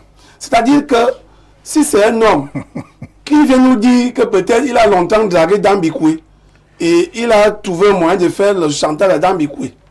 Si c'est le marabout qu'on le dit. Si c'est le marabout qu'on dit, peut-être le marabout aussi avait les intentions. Qui vient nous dire quel était, parce que quand l'expert parlait de l'image, moi j'ai suivi la conférence de presse en ligne, quand il parlait de l'image, effectivement, qui est donc à l'origine? C'est-à-dire que la personne qui a fait fuiter cette image-là, c'est la personne, il faut nous rechercher la personne. D'ailleurs, avec l'antique aujourd'hui, on peut facilement mettre la main. Parce que la personne est d'abord envoyée à une première personne qui, en plus, elle l'a envoyée. On s'est retrouvé avec ça à Washington. Mais il y a quelque chose qui me taille l'esprit au regard de ce que la personne vient de dire, et même l'expert. Ça me rappelle un plateau que vous avez animé il y a plus de 15 ans aujourd'hui, où à Tébé, je vous disais qu'au Cameroun, nous sommes toujours dans l'art d'être hors sujet. Oui. C'est-à-dire qu'on fait tout pour que une histoire comme les urines, ça prend déjà l'ampleur que ça prend. On en parle tous les jours maintenant dans les débats. Parfois, on oublie l'essentiel. Vous vous souvenez, à l'époque, là, on parlait d'une dame qui a dit qu'elle aurait vendu le sperme, hein, excusez-moi, au moment du gouvernement. C'est pour ça que Charles Tébé de l'été, mais moi, vous dis, ce jour d'abord, il y a la vidéo là, pour vous dire, Jean-Jacques Zéro au Cameroun, nous sommes toujours dans l'art d'être au sujet.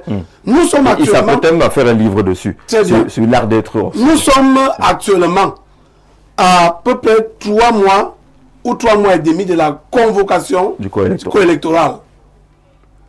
Voici une dame qui est engagée en politique et qui certainement va être candidate à l'élection présidentielle. Qu'est-ce que nous devons dire à la jeunesse camerounaise? C'est qu'allez vous inscrire sur les électorales. Qu'est-ce que nous devons dire à l'ECAM? Soyez disponibles et disposés à inscrire les Camerounais sur les électorales. Mais vous comprenez quand même que les Camerounais s'inquiètent pour une affaire de nourriture. Vous avez dit tout à l'heure. Est-ce qu'il y a aussi violent qu'un problème autour de la nourriture? De la forêt. C'est même là-bas qu'il y a la violence dans la nourriture. Et si vous avez une cérémonie et que quelqu'un n'a pas mangé, il s'en fout de ta carte électorale. L'expert vous l'a dit tout à l'heure. On a vu un monsieur à Bafou Sam. Il fabriquait les Heineken avec les urines. Ça n'a pas fait. On a juste vu ça dans un média ou dans 2 ou 3 médias. Ça n'a pas fait tout ça aujourd'hui. Il a même expliqué comment est-ce qu'il fabriquait. Et vous savez quel est le niveau de consommation de cette boisson-là dans les snacks. Mais on n'a pas vu tant de tollé. On ne refuse pas que les fins limières fassent leur travail. Mais à un moment donné, il faut d'abord finir avant de nous porter attention de l'opinion, l'homme et tout, et tout, et tout. Mais pendant que nous pensons, nous ne sommes pas jugés, mais nous essayons quand même d'analyser, puisque on vit ça au quotidien. C'est-à-dire qu'il vaut mieux continuer d'abord. On allait chercher la dame en vainqueur. Les images étaient déjà dans les réseaux sociaux. Avec les gilets par balles là, et ainsi de suite. Vous pensez que véritablement, c'est ce dont nous avons besoin? Comme une opération Delta Force. Hein? Je me dis que toute cette théâtralisation-là, on n'a pas besoin de ça. Et je vous dis encore, l'urine même, on nous disait quand on était au village que si on ne sait pas vous mort, buvez l'urine, non? Les premières urines. Bah oui, donc pour dire qu'en principe, l'expert vous l'a dit, personne ne s'est plaint du mal de ventre. Et quelqu'un vous a encore envoyé le message, la quantité de corps, ou des feuilles, enlever le corps, des feuilles, ça peut même le pomme, ou les hommes. La quantité que nous avons vue là, est suffisante pour un cafétéria qui va servir plus de 10 personnes? Je ne pense pas. Elle aurait d'abord dit avant que peut-être c'était pour charmer son mari, je ne sais pas trop moi, qu'on a affiché récemment comme étant quelqu'un qui est infidèle. Donc peut-être que dans Mikoua, on savait que son copain est un peu infidèle, il faut le garder pour lui elle seule et que les unes pouvaient l'aider. D'accord, on va sortir de ce sujet. Maître, s'il vous plaît, c'est Stella Aboto, je crois, je lis au niveau du profilet, qui dit Maître, soyez raisonnable et plus explicite. Les victimes, c'est le peuple camerounais. L'État est donc en droit de se saisir de cette affaire. Je vais dire à Stella que la commission d'une infraction a toujours ce qu'on appelle une victime principale. En fait, vous savez pourquoi on dit procureur de la République? Procureur de la République parce que le peuple lui donne un mandat de défendre ses intérêts devant la justice et de veiller sur l'application de la loi. Voilà pourquoi on appelle le procureur de la République. Là où il y a les royaumes, on l'appelle le procureur du roi, le procureur de la couronne comme en Angleterre. Et comme je l'ai dit à l'entendre de mon propos, il faut éviter la passion. Une chose est sûre, c'est que tout le monde qui s'agite, bon pratiquement, la majorité peut-être qui s'agite, c'est que on a vu une femme nue, c'est sa nudité là qui fait agiter les gens. Si on avait montré une bouteille d'urine dans laquelle quelqu'un avait uriné et puis on avait versé dans une marmite, on n'allait pas voir les gens gesticuler comme on les circule là. Quand les gens, ceux qui viennent dans la reconnaissance des faits s'attendaient à la voir. Nu. Je ne veux pas continuer. Alors, on va de pisser. Donc, vous voyez, vous allez voir beaucoup les affaires de mœurs. En fait, il y a quelque chose qui est caché là qu'on ne veut pas vous montrer. Les affaires de mœurs au Cameroun, en Afrique, intéressent tellement les gens au point où... On a vu des centaines et des centaines de Bougada. C'était un homme. Non, revenez pas. C'était un homme qui l'avait fait. Vous n'aurez pas vu... Raphaël a dit que si on avait reconstitué les faits de la footballeuse... Beaucoup de personnes sont fâchées dans le sein de moi, j'ai vu des gens comme on dit au quartier. On nous a dit quand vous reconnaissez, on l'a vu, elle alors fait quoi? Pourquoi elle n'a pas pissé comme on... Vous voyez un peu comment, à quel niveau les gens traînent la justice dans la badou. Donc on va sortir là. C'était donc quoi l'objet de votre point de presse? L'objet de notre point de presse portait sur le fait que nous sommes un organe d'éveil à la Chambre nationale des experts criminels du Cameroun pour conscientiser et éduquer, instruire les compatriotes. Nous appelons les gens, les citoyens camerounais et partout d'ailleurs, à ne pas se substituer aux juridictions. Que Facebook ne soit pas une juridiction. C'est pas un tribunal. Que la télé, la radio, les journalistes ne se substituent pas. Vous savez, il y a parfois, j'écoute des débats où les gens utilisent des expressions juridiques, parfois je saute sur ma chaise. J'ai eu même une explication de dire qu'on peut créer un petit forum pour une mise en niveau, sur l'utilisation des expressions. Quand vous voyez un gars qui dit qu'un accusé, un condamné, devant un plateau, celui qui est assis à côté peut comprendre la chose d'une autre façon. Parce que, même là où je parle, les gens ont souvent tendance à noter les autres sur le plateau en fonction du style de langue, du niveau linguistique, du maniement de la langue qu'ils utilisent pour penser qu'ils sont des intellectuels. Non. Quand on parle dans un média où tout le monde nous écoute, il faut parfois comprendre qu'il y a une maman qui est au village, qui va voir que voilà mon fils Andy qui passe à la télé. Il faut que j'utilise l'expression qu'elle peut aussi comprendre. Il y a un collègue qui peut être à côté qui comprend, il y a un autre, parce qu'on ne doit pas penser que... D'accord. Vous comprenez? Maintenant, on doit se retrouver à un niveau où, quand on veut communiquer, Nous savons tous qu'en communication, il y a ce qu'on appelle le code. Si dans un code, on ne se comprend pas, si j'utilise un code, si on commence à parler en patois ici, je ne suis pas sûr que il y a du vous bruit. ici. Donc, il faut qu'il y ait, quand on veut communiquer, qu'il y ait du code, qu'on puisse comprendre, qu'on puisse amener. On n'a pas absolument besoin de la recherche du buzz pour être vu et suivi. D'accord. Et la suite de l'affaire, c'est quoi? Il y a eu la confrontation hier. La suite de l'affaire, il y a la confrontation hier. Mais je vous ai dit, comme je vous ai dit, je La ne veux pas confrontation, rentrer. qui contre qui? La Parce que c'est là le confrontation. problème. Non, je ne veux pas rentrer dans ces détails-là. Vous l'avez dit. On a Oui. compris que c'était Il y a eu une confrontation dans les normes. à laquelle Oui. dans les normes. Mais une confrontation, elle est supposée être entre deux personnes qui se contredisent. C'est-à-dire que mise en cause est une victime. Mais celle que moi j'ai assistée hier était une confrontation entre les deux mises en cause. Or, la loi même, le code de procédure pénale même dispose qu'on ne peut pas tenir compte des déclarations des co-accusés, des co-prévenus ou des co-suspects dans une affaire.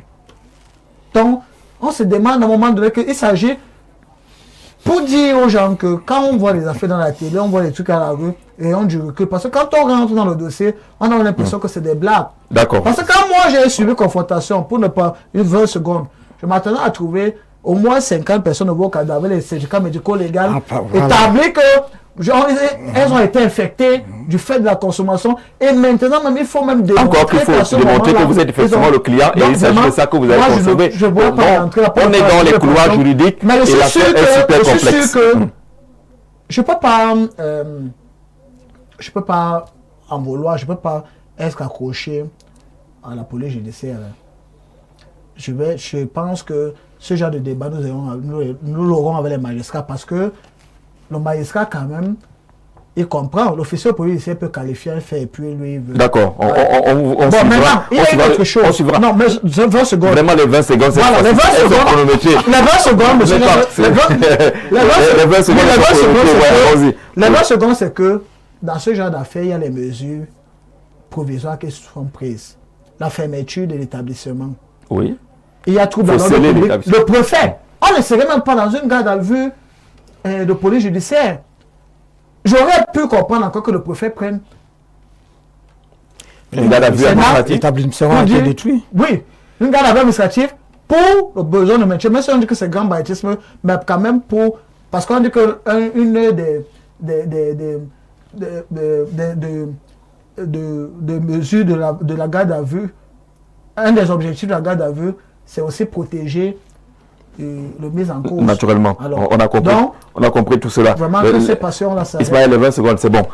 On suivra de près cette affaire, les prochaines étapes. Hein. Il s'est dit beaucoup de choses, mais si cette femme a affirmé que c'est pour son mari dont elle était fâchée, qu'elle a pissé dans la nourriture, et si ce n'est que pour son mari, on doit bien se poser des questions. Franck, depuis Douala, les enquêtes vont se poursuivre. Merci, maître. Le peuple camerounais, malheureusement, est encore très en retard sur la chose juridique. Il y a les criminels à col blanc qu'on n'a jamais vus devant les petits écrans pour faire justement les reconstitutions des faits. Vous voulez les voir?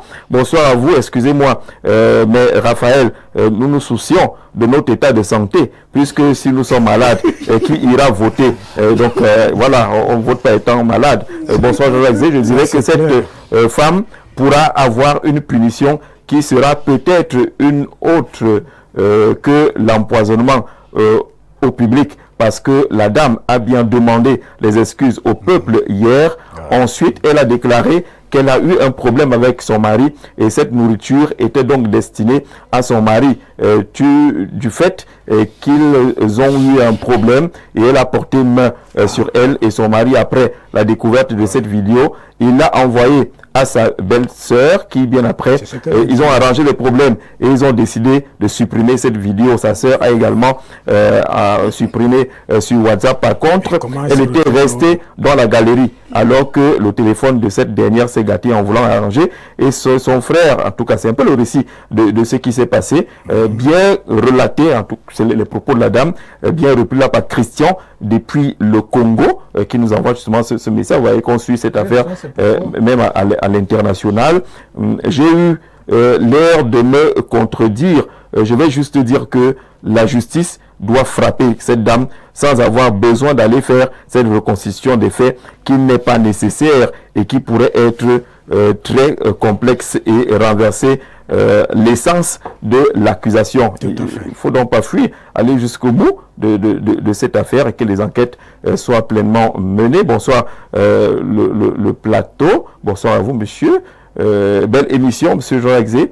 Il est vrai que peu importe les motivations de cette dernière, elle est condamnable, mais sincèrement, cette actualité ne distrait comme la plupart des sujets actuellement. Nous avons plus important que ça comme problème à résoudre au Cameroun en ce moment. L'art du hors-sujet est vraiment une spécialité camerounaise. Jean-Bruno Afane Oyang, depuis Nitoukou, qui nous envoie ce message-là. Pour parler justement de l'actualité politique, nous interrogeons la présence des femmes. Dommage que Mme Bengono n'a pas pu nous rejoindre. Elle nous disait qu'il pleuvait des cordes et que c'était difficile de se déplacer. Mais nous avons Madame la Présidente, la question étant celle de l'approche genre dans l'actualité politique et la vie politique dans notre pays. Hubert Etoundi, est-ce que vous avez l'impression que les femmes sont impliquées dans la vie politique au Cameroun? Si je dois citer une dame, professeure d'université dans ce pays, elle a commis une étude là-dessus. Elle a même écrit, je crois, le professeur Biolay. Elle a démontré que au sein même du sérail, les femmes sont sous-représentées. C'est-à-dire quand elles ont des postes de subalternes et non pas des postes de direction. Bon, je crois l'échantillon qu'elle avait pris à ce moment-là, c'est pas très loin, ça fait au moins 1 an ou 2 ans. Oui. C'était un échantillonnage de 102 femmes, 102 ou 112 femmes. Elle essayait de montrer que par rapport à l'architecture où on voit par exemple 2000 hommes, c'est-à-dire que si on prend par exemple tous les ministres de la République, on prend tous les directeurs d'entreprise, on prend les sous-directeurs d'entreprise, on descend encore au poste de directeur dans les ministres, secrétaires d'État, et ainsi de suite. On ne trouve que pratiquement de manière représentative 102 femmes. Vous voyez donc au plan officiel, c'est déjà ça. Maintenant, quand vous prenez peut-être dans l'échantillonnage privé, c'est-à-dire que dans l'exercice des affaires, vous voyez, là aussi, c'est une sous-représentativité. C'est-à-dire, si vous parcourez, si vous prenez toutes les entreprises du Cameroun, si vous prenez la moyenne de 500 entreprises, vous n'allez pratiquement pas trouver sur 100 entreprises, vous n'allez pas trouver que ce soit régulièrement les femmes. C'est-à-dire que il y a toujours une partie, une sous-représentativité. Alors, si vous prenez même dans... allez un peu comme quelqu'un vient de dire là que quand nous parlons, nous devons nous soucier que la grand-mère qui est au village, elle doit comprendre. Si vous partez même dans les villages, vous prenez par exemple la répartition des terrains. Vous allez voir que la plupart des terrains sont détenus par des hommes.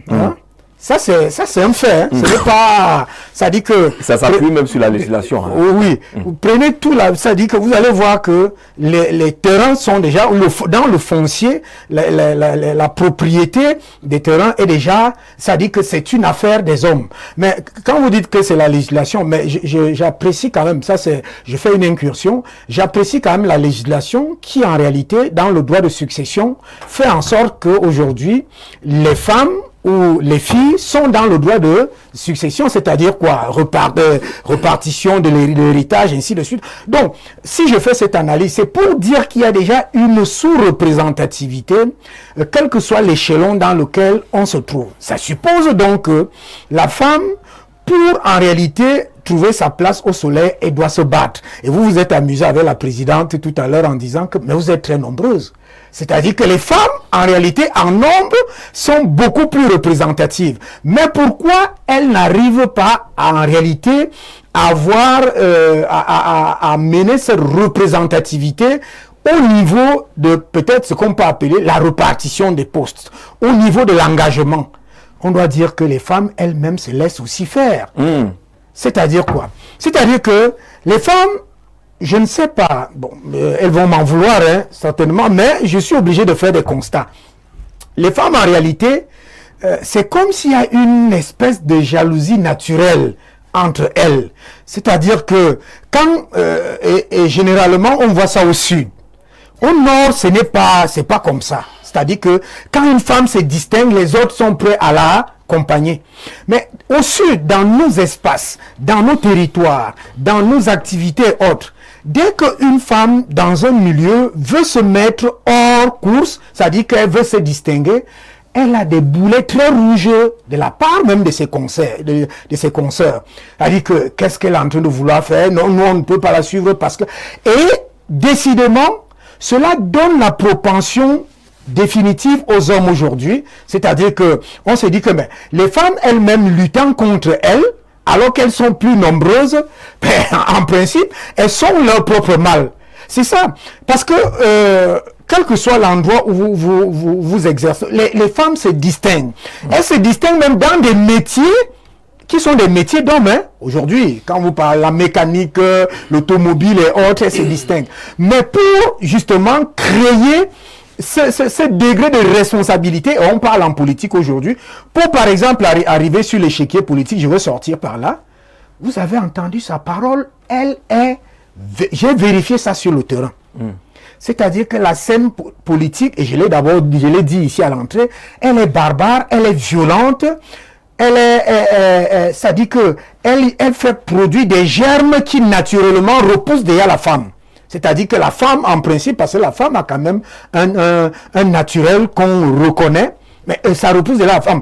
Or, pour que la femme puisse intervenir là, il faut qu'elle se donne des coups de franche. Et pour se donner des coups de franche, il faut qu'elle soit forte. Et c'est pour ça que la plupart, en réalité, dès qu'elle veut s'engager, elle voit cette barbarie, elle voit cette violence, elle voit un certain nombre de choses. Et pour se protéger. Oui, Raphaël, le frein est à quel niveau? On ne donne pas suffisamment à la femme ou elle n'est pas suffisamment demandeuse? Commençons dans nos pratiques ancestrales. Monsieur Toundi a relevé une partie en parlant du foncier. Nos grands-parents savaient que les femmes allaient en mariage. Donc les femmes n'avaient plus rien dans l'héritage. Même dans les maisons familiales, hein, à l'époque, on ne réservait pas rien pour une femme. On savait que c'est le mariage. D'ailleurs, toujours dans les mêmes pratiques, quand on essayait d'envoyer les enfants à l'école, on envoyait les femmes. Je veux dire les hommes. Et avec l'évolution du monde, et même ce que prévoit la loi, je ne suis pas trop spécialiste dans ces choses, mais on dit la femme est héritière chez son père et usufruitière chez son mari. Ça veut dire que la femme appartient à les mêmes droits chez le papa. On a tous les mêmes droits. Si la personne est morte, le même père, on a tous les mêmes droits. Donc ça c'est l'évolution. Sur la question, qu'est-ce qui bloque? Commençons sur le plan politique. Sur le plan politique, on a vu Marthe Moumi engagée avec son mari en politique. Et à un moment donné, certaines femmes se disent que je n'ai pas fait quoi là-bas, vos affaires de politique là, laisse-moi tranquille. Quand même à la maison, vous essayez de dire à votre femme, allons-y. Ils sont pas très nombreuses qui s'engagent. Et puis maintenant, on évolue au fur et à mesure. Prenons, j'ai fait un petit calcul. On a 61 femmes sur 180 députés. On a 35 maires. On a 0 femme maire de la ville, 0 femme présidente de région. 0 femme gouverneur. 0 femme gouverneur. Je crois qu'on a 2 préfets là et 20 sous-préfets. C'est ça. Puis à l'extrême nord, et on a la personne qui est même maire là-bas. Qu'est-ce qui se passe? On sait que dans l'animation même sociopolitique, ce sont les femmes qui animent. C'est-à-dire, ce sont généralement on les qualifie de ministres d'économie, ministres des finances, ministres de l'intérieur, des choses comme ça quand on veut caricaturer. Mais on ne veut pas laisser ça vraiment transparaître. Mais aussi, les femmes ne doivent pas penser que nous allons, je dis nous, qu'elles vont obtenir cela comme ça. Il faut s'engager. Aujourd'hui, dans les écoles, on voit les femmes, les filles, commençons par là, brillantes. C'est-à-dire qu'il n'est plus question que ce sont les garçons qui sont premiers, il y a les filles qui sont brillantes. On peut même remonter dans les autres grandes écoles. Mais d'où vient-il que la femme aujourd'hui pense que tout doit venir la retrouver sur place? Ce faible taux-là, ce n'est pas les hommes qui vont demander aux femmes d'être conseillers municipaux, il faut s'engager. dans mon arrondissement comme ça. C'est une dame qui est maire, Madame Tsounoubé Régine. C'est une dame qui est députée, Madame Elena Damana. Ça veut dire qu'elles ont, à un moment donné même, on va dire comme ça, battu les hommes. Dans cette affaire genre-là, le président de la République même n'a de cesse de relever cela. Et je voudrais dire aux dames, il faut faire comme le président a demandé aux jeunes, d'oser. Il faut oser. Parce qu'on sait même qu'à un moment donné, sur le plan de la gestion, les femmes gèrent même mieux que les hommes. Par moment, quand vous donnez 100 000 francs à votre dame, vous restez avec les autres 100 000. Vos 100 000 même faisaient avant c'est 100 000. Même si à un moment donné, on va penser que c'est une créature faible, que non. D'où vient-il que, sur les je ne sais pas combien de DG au Cameroun, on n'a que 15 femmes DG. Là encore, on va se demander si le président lui-même et ses conseillers ne travaillent pas suffisamment là-dessus. La dame que M. Toun évoquait, le professeur Ndomi Wole, qui a montré, a prouvé par le bon exemple que les femmes sont effectivement les personnes, s'il fallait même avoir une nouvelle présidente au Cameroun, ou alors appeler le président Biya, il faut que ce soit une dame. Pourquoi? Parce qu'elle a dit, je suis déjà arrivé au terme de mon mandat. Elle a démissionné. Elle a démissionné, oui. C'est qu'on ne trouve pas tous les jours. Fort. Très fort. Mais jusqu'à présent, on n'a pas fait tout le débat là-dessus. Hein. Ce n'est pas les affaires du ring, donc on n'a pas parlé de ça. Oh, c'est ce qu'on devait parler pour dire que non. D'où vient-il que quelqu'un, de la création d'une structure, y est depuis pratiquement 35 ans, et que ceux qui sont autour du président, ces conseillers, ne lui disent pas que non, là-bas, on enfreindra la loi. Or, une dame montre, prend pas le bon exemple. C'est des faits très, très, très forts. Je suis arrivé au bout de mon mandat, et je ne veux plus continuer. Le prévoit, je dépose ma démission. Voilà. Quelques rares cas, chez nous, je crois qu'il y a aussi M. Kédi, c'est Kodi qui l'a fait. Donc, on peut dire que les dames, vous avez le vent en poupe, c'est vous. C'est vous, c'est pour ça que je parle des inscriptions sur les électorales. C'est les femmes qui peuvent même propulser les jeunes enfants dans nos maisons en âge de voter. Ce sont les femmes qui peuvent demander à la société. Il n'est pas question de croiser les bras. Allons faire ci, allons faire ça. Cela passe donc par effectivement la sensibilisation, non seulement dans le parti de la dame qui est avec nous, mais dans les autres partis politiques. Il faut amener les jeunes filles, à qui on a plus de 21 ans, de s'intéresser. Parce que si on pense que la politique c'est pour les autres, on se trompe énormément. Alors, on va voir les autres gérer pendant que nous on croise les bras. Juste une petite précision. Pour vous, on est à l'approche d'une élection, la femme peut? La femme doit. Les femmes doivent être... C'est-à-dire s'il y a des congrès qui sont organisés dans les partis politiques, que les femmes se prononcent. Les femmes peuvent. On a vu beaucoup de changements lorsque les femmes sont à la tête, soit des ministères, soit des structures. Et même des États, sur le plan africain. Et même dans... C'est-à-dire que dans l'administration centrale des ministères, dans l'administration centrale des structures, parce qu'au-delà des managers, il y a des bases séculaires, des collaborateurs. Quand la femme est directrice d'une structure, on voit les exemples. On a que 3 femmes.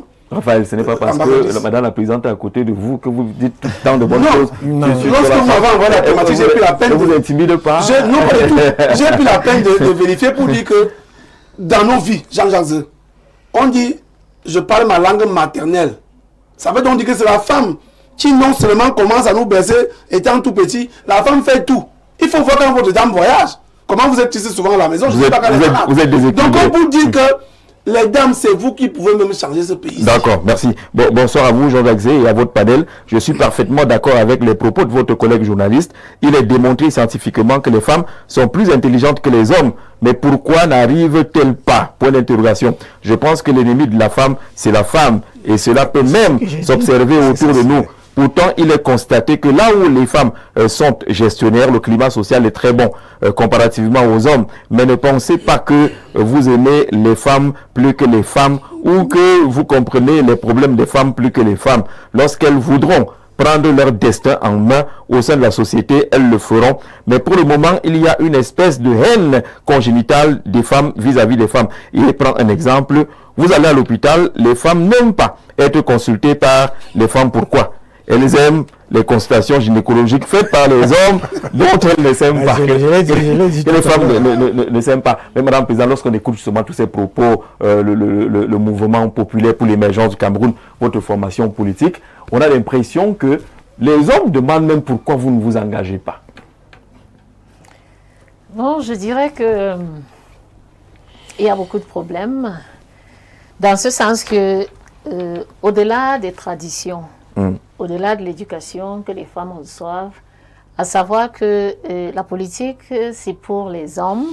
Et quand bien même on se retrouverait en train de faire de la politique en tant que femme, il y a des préjugés que nous avons d'abord nous-mêmes en tant que femmes, parce qu'on se dit, entrer en politique signifie être tout simplement militante, aller donner sa voix, aller animer, Aller chanter. aller animer pendant les campagnes, pendant les meetings et autres.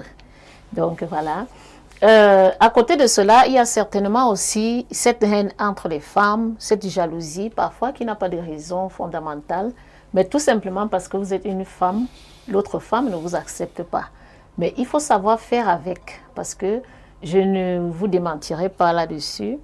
Depuis que je suis entrée en politique, j'ai rencontré des femmes qui ont été hostiles, des femmes que j'ai fréquentées, mais aujourd'hui, elles sont derrière moi. Pourquoi? Parce que je ne me suis pas laissée décourager par leur comportement, par le regard qu'elles ont posé sur moi au départ. Mais il faut savoir convaincre, il faut prendre du temps pour amener les femmes particulièrement, puisque c'est d'elles que nous parlons en ce moment. Il faut prendre du temps pour les convaincre, pour les amener à comprendre que nous ne pouvons pas passer notre temps à attendre des hommes, à demander aux hommes, attendre la semaine du 8 mars pour faire des revendications et que pendant toute l'année, nous soyons à faire autre chose. Il est donc vrai aussi que la femme est appelée à intervenir à plusieurs niveaux. La femme doit pouvoir concilier le travail pour celles qui travaillent, la vie de famille et les autres responsabilités qu'elle pourrait avoir, ce qui n'est pas facile pour certaines. Mais lorsqu'on est déterminé et qu'on se lance en politique, en effet, il faut être suffisamment forte, il faut en fait accepter d'être sacrifiée. La vérité aussi, c'est qu'au Cameroun, je préfère dire au Cameroun parce que je suis au Cameroun et c'est ce qui se passe au Cameroun que je maîtrise mieux en matière de politique. La politique au Cameroun, en fait, c'est la sorcellerie. Donc, oui. Expliquez-nous ça. Oui, parce que nous avons dit, il faut utiliser les mots que la femme qui est au village, la grand-mère qui est au village, pourra comprendre. Non, elle n'aura pas peur. Il y a la sorcellerie au village, effectivement. Parce que lorsqu'on parle de barbarie et autres, elle peut ne pas bien comprendre. Je dis donc que la politique au Cameroun, c'est la sorcellerie, c'est le mystique. Donc, une femme pourrait avoir des ambitions, pourrait envier, parce qu'il y en a aussi qui m'apprécient beaucoup, qui admirent le courage, mais qui ne voudraient pas se lancer. Elles préfèrent rester en arrière-plan. Ils disent bravo, Madame la Présidente, oui, on a vu, elles encouragent, elles donnent des idées et autres. Mais elles ne se sentent pas avoir cette couverture spirituelle. Et je peux le dire aisément maintenant parce que lorsque vous êtes sur le terrain, vous vivez des réalités. Il y a des attaques, il y a des combats, vous faites face à des choses de jour comme de nuit. Il y a des violences physiques, psychologiques et autres. Donc il faut affronter les ténèbres, il faut affronter les œuvres divines. Oui, donc peut-être que j'ai cette chance-là ou cette grâce que, à côté de cela, je suis pasteur, donc ordonné déjà évangéliste. Donc, vous avez la force d'aller face à ces difficultés, d'affronter cette barbarie. D'affronter, oui, puisque mon couloir, justement, dans le spirituel, c'est la délivrance. Donc, j'affronte les esprits. Bon, cela n'empêche pas que je reçoive des coups. Cela, oui. Cela n'empêche pas que il n'y a pas de séance organisée je reçoive des attaques. Moi, particulièrement, on a déjà essayé de me tuer en journée. On a déjà essayé de me tuer dans la nuit. Il est arrivé des fois où je suis comme ça, j'ai une attaque, où on me paralyse. Je sens comment on me prend. Donc, ça dit, les membres inférieurs sont attaqués tout de suite. Et je suis paralysée pendant quelques secondes. Je suis obligée de faire le combat spirituel. Vous voyez, pour une femme, particulièrement, qui n'a pas cela, qui n'a pas cette force-là, cette capacité spirituelle-là, je vous assure, elle ne peut pas faire 2 semaines en politique. elle ne peut pas. Elle est obligée de rester jouer les seconds rôles. Mais Madame la Présidente, on est à l'approche d'une élection présidentielle. Est-ce que vous vous sentez, vous, en capacité d'aller à une compétition comme celle-là? Oui, parce que je ne me suis pas lancée en politique par hasard. C'est pas pour orner la scène politique. J'ai des ambitions, j'ai un objectif. Et certains me diront, bon, le parti politique, il est né le 9 novembre 2023, mais je suis sur le projet depuis juin 2019. Depuis juin 2019, avec l'objectif de participer à l'élection présidentielle. Et puis, à côté de cela, je dirais, aux âmes bien nées, la valeur n'atteint point le nombre des années. Donc, effectivement, en octobre 2025... Mais vous n'avez pas d'élu. Vous allez faire comment? Vous allez chercher les signatures, les 300 signatures? Bien, vous serez investi électoral. Dans la loi, il y a le principe et il y a les exceptions. D'accord. Donc, le principe voudrait que nous ayons des élus. Mais, exceptionnellement, on peut avoir les 300 signatures, ce qui n'est pas aisé. Mais à côté de cela, on peut être investi par un autre parti politique. Voilà, c'est clair là-dessus. Bonsoir Jean-Jacques Zé. Au Cameroun, en ce jour, les femmes représentent une très grande partie de la place politique. Moi, je suis enseignant, nous sommes à Yaoundé. Faites une enquête sur les chefs des établissements les plus prestigieux et de renom à Yaoundé. Vous verrez que ce sont les femmes qui gèrent. Aller dans les grandes écoles comme l'ENAM, l'ENIA, les écoles normales supérieures, l'INSET, l'INSTIC, Polytechnique, école des travaux, faculté de médecine, école de police. Vous verrez que les femmes partout et parmi les majors. D'ailleurs, en parlant de la reconstitution des faits, ton mot la piscise sur le corps.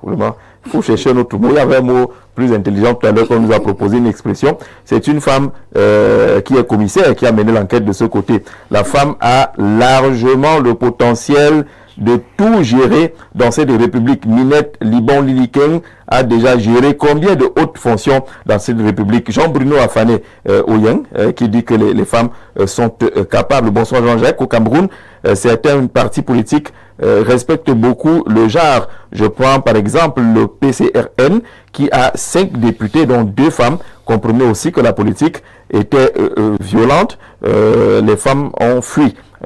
Oumarou depuis Garoua qui dit que le PCRN a une meilleure approche genre de ce côté. En ce qui concerne ce thème du genre, je pense qu'il y a un obstacle naturel qui est là. C'est la physiologie de la femme qui ne lui permet pas certains accès ou durabilité dans certaines activités. Elle est celle qui doit porter les enfants, allaiter les bébés. En tant que présidente de la République, à quel moment elle le fera? Pourra-t-elle donner 10 enfants? Mais pourquoi tu veux seulement donner 10 enfants à son mari comme il le souhaite? Chez les Blancs, ça marche parce que les Blanches n'aiment pas trop accoucher. L'homme a physiologiquement et naturellement le temps de tout faire et gérer si ce n'est juste un cas de maladie. C'est Ouna qui revient avec cette précision. Est-ce que ce ne sont pas là les considérations qui bloquent un peu, je veux dire, l'évolution de la femme, à dire que non, elle a trop de charges, elle doit allaiter, elle doit s'occuper de son mari de nuit comme de jour, elle doit faire téter et le bébé et le mari. Non, c'est moi qui ai acheté le mari. Là-dessus, c'est pas autant de choses qui bloquent un peu? Monsieur Jean, je vais vous surprendre parce que vous m'avez convoqué ce plateau aujourd'hui, vous m'avez invité à ce plateau aujourd'hui en tant qu'expert criminel. Vous ne savez pas que ce conseiller municipal en fonction en ce moment. Dans quelle commune? La commune de Bafia. De Bafia. Et je suis aussi président de cette section d'un parti politique. Alors, à Bafia, le maire est une femme. Le procureur est une femme. Le sous-préfet est une femme. Vous pouvez comprendre. C'est suffisamment représentatif. Vous pouvez comprendre que chez nous, et la ville est debout. Quand vous avez... Avec une femme aux commandes, la ville est debout. Quand vous avez un maire qui est femme, premier magistrat de la ville, une femme, le premier garant de l'ordre public, une femme, le premier exécutant de la justice, une femme, comprenez que toute la ville de Bafia est dans la main, entre les mains des femmes. Avant ça, je n'avais jamais fait que j'ai côtoyé quelques femmes qui avaient le commandement, notamment une collégion au sud. Et puis, Madame la Centrale 4, dont on pense que mes propos dans l'affaire de Lecoq étaient contre elle. Vous devez lui enlever quelconque mérite, pas du tout. Alors que nous savons quand même que dans la zone de Yaoundé 4, elle a tenu de main de fer le système sécuritaire. Elle tient jusqu'à présent. Alors, donc pour ceux qui pensent que la femme ne peut rien faire ou n'est pas naturellement préparée à commander, à tenir le pouvoir, cela se trompe beaucoup. Parce qu'il faut rencontrer des femmes pour savoir. Mais il faut rester aussi lucide. Comprendre que nous évoluons avec les mœurs, nous sommes en Afrique. Une femme faut pas tout abandonner. Veut être chef de l'État, son mari sera quoi?